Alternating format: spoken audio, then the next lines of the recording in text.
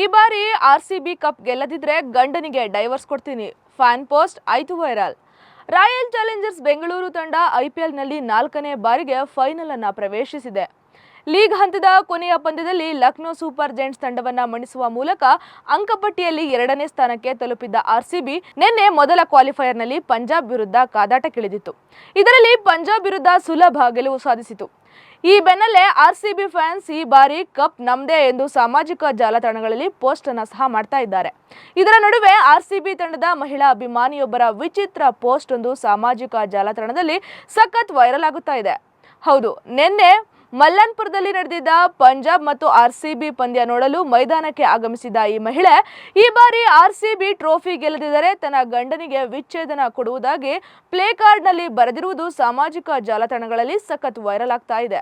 ಇದಕ್ಕೆ ನೆಟ್ಟಿಗರು ತರಹೇವಾರಿ ಕಮೆಂಟ್ಗಳನ್ನು ಸುರಿಮಳೆಗೈದಿದ್ದಾರೆ. X user ಒಬ್ಬರು ವಿಚ್ಛೇದನಕ್ಕಾಗಿ ಸಿದ್ಧರಾಗಿರಿ ಎಂದು ವ್ಯಂಗ್ಯವನ್ನ ಸಹ ಮಾಡಿದ್ದಾರೆ. ಆರ್ಸಿಬಿ 9 ವರ್ಷಗಳ ಬಳಿಕ ಮತ್ತೆ ಫೈನಲ್ಗೆ ಪ್ರವೇಶವನ್ನ ಪಡೆದುಕೊಂಡಿದೆ. ಈ ಹಿಂದೆ 2016ರಲ್ಲಿ ಫೈನಲ್ಗೆ ಎಂಟ್ರಿ ಪಡೆದಿತ್ತು. ಆದರೆ ಹೈದರಾಬಾದ್ ವಿರುದ್ಧ ಸೋಲನ್ನ ಕಂಡಿತು. ಇದಕ್ಕೂ ಮುನ್ನ 2009 ಹಾಗೂ 2011ರಲ್ಲೂ ಸಹ ಫೈನಲ್ಗೆ ತಲುಪಿದ್ದರೂ ಸಹ ಕಪ್ ಗೆಲ್ಲಲು ಸಾಧ್ಯವಾಗಿರಲಿಲ್ಲ.